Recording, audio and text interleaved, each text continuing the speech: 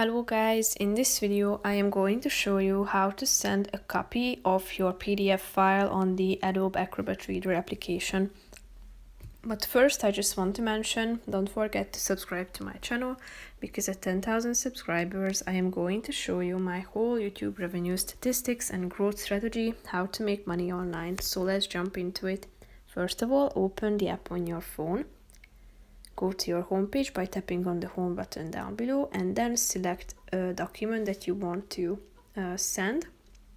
Tap on the three dots icon in the upper right corner of the screen and tap on send a copy. Now the file is being prepared.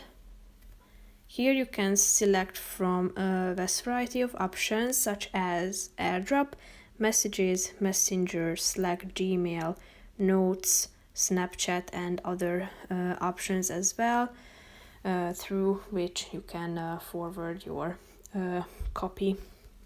So that's pretty much it for this video, guys.